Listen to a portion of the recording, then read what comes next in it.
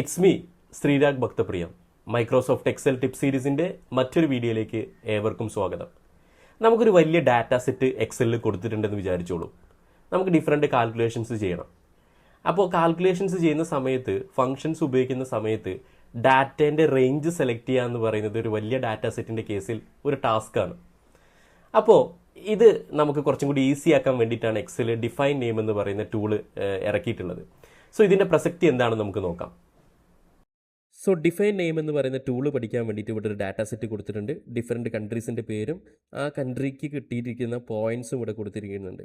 So ഈ ഒരു data set കൊടുത്തിട്ട് നമുക്ക് ടോട്ടൽ കണ്ടെത്തണം, ആവറേജ് കണ്ടെത്തണം, highest value, lowest value, count പോലുള്ള ഡാറ്റാസ് പിന്നെ കാര്യങ്ങൾ നമുക്ക് എന്ത് കണ്ടെത്തണം, ഈ ഒരു ഡാറ്റ സെറ്റ് ഉപയോഗിച്ചിട്ട് കണ്ടെത്തണം.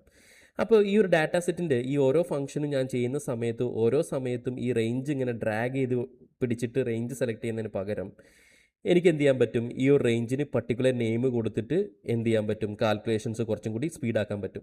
അപ്പോൾ എങ്ങനെയാണ് എക്സൽ ഡിഫൈൻ നെയിം എന്ന് പറയുന്ന ഫംഗ്ഷന് നമുക്ക് നോക്കാം. ഈ ഒരു റേഞ്ച് ഞാൻ സെലക്ട് ചെയ്യുന്നു. അതിന് ശേഷം ഫോർമുല ടാബിൽ ഡിഫൈൻ നെയിം എന്ന് പറയുന്ന ഗ്രൂപ്പിൽ ഡിഫൈൻ നെയിം എന്ന് പറഞ്ഞ ടൂൾ ഉണ്ടായിരിക്കും. അതിൽ ക്ലിക്ക് ചെയ്യുന്ന സമയത്ത് നമുക്കൊരു ബോക്സ് ഓപ്പൺ ആയിട്ട് വരും.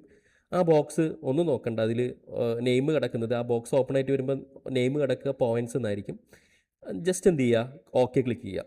ഇപ്പോൾ നമ്മൾ എന്ത് ചെയ്തിട്ടുണ്ട്, ആ റേഞ്ചിന്, ഇപ്പോൾ നമ്മൾ സെലക്ട് ചെയ്തിട്ടുള്ള ഈ ഒരു റേഞ്ചിന് 40 തൊട്ട് 25 വരെയുള്ള ഡാറ്റ കിടക്കുന്ന റേഞ്ചിന് നമ്മൾ പോയിൻറ്റ്സ് എന്ന് പറഞ്ഞിട്ടുള്ള ഒരു പേര് കൊടുത്തിട്ടുണ്ട്.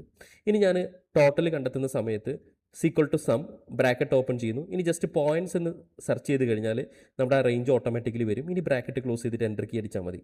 അപ്പോൾ കണ്ടോ, ടോട്ടൽ എനിക്ക് കണ്ടെത്തി തന്നു ആ റേഞ്ചിൻ്റെ. ഇനി ആവറേജ് കണ്ടെത്താനായിട്ട് സീക്വൽ ടു ആവറേജ് ഉപയോഗിക്കുന്നു, പോയിൻറ്റ്സ് എന്ന് ടൈപ്പ് ചെയ്യുന്നു, എൻ്റർ കീ അടിച്ചാൽ മതി. റേഞ്ച് സെലക്ട് ചെയ്യുന്നില്ല ഇവിടെ. ഇനി ഹയസ്റ്റ് വാല്യൂ കണ്ടെത്താനായിട്ട് equal to max bracket open ചെയ്യുന്നു, പോയിൻറ്റ്സ് എന്ന് സെർച്ച് ചെയ്തിട്ട് എൻ്റർ കീ അടിച്ചാൽ മതി, ഹയസ്റ്റ് വാല്യൂ കിട്ടും. ഇനി ലോവസ്റ്റ് വാല്യൂ കണ്ടെത്താൻ equal to min bracket open ചെയ്യുന്നു, പോയിൻറ്റ്സ് എന്ന് കൊടുക്കുന്നു, ബ്രാക്കറ്റ് ക്ലോസ് ചെയ്യണം നിർബന്ധമൊന്നുമില്ല കേട്ടോ. ദെൻ എൻ്റർ കീ അടിച്ച് കഴിഞ്ഞാൽ നമുക്ക് ലോവസ്റ്റ് വാല്യൂ കിട്ടും. ഇനി കൗണ്ട് കണ്ടെത്താനായി sequel to count bracket open ചെയ്യുന്നു, പോയിൻറ്റ്സ് എന്ന് കൊടുക്കുന്നു, ബ്രാക്കറ്റ് ക്ലോസ് ചെയ്തിട്ട് എന്ത് ചെയ്യുക, എൻ്റർ കീ അടിക്കുക. സോ ഇവിടെ നമുക്ക് ആൻസർ കണ്ടെത്തി തന്നിട്ടുണ്ട്. ഇവിടെ നമ്മൾ എന്ത് ചെയ്തിട്ടില്ല, ഈ ഓരോ ഫംഗ്ഷനും അപ്ലൈ ചെയ്ത സമയത്ത് നമ്മൾ റേഞ്ച് സെലക്ട് ചെയ്തിട്ടില്ല.